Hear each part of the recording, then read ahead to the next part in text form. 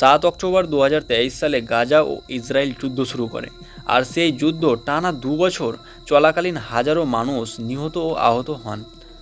শহরগুলোকে দেখেই কল্পনা করা যাচ্ছে ক্ষতিগ্রস্ত কতটা হয়েছে।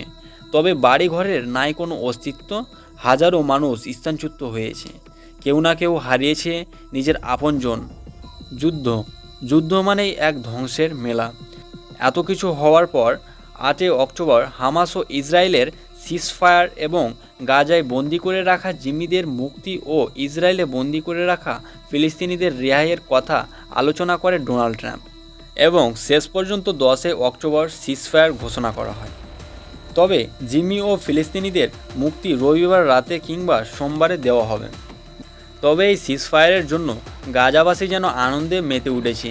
এই ভাইরাল ভিডিওতে স্পষ্ট দেখা যাচ্ছে তারা রাস্তায় নেমে সবাই মিষ্টি মুখ করছে, আর কিছু বাচ্চার দল আনন্দে আজান দিচ্ছে।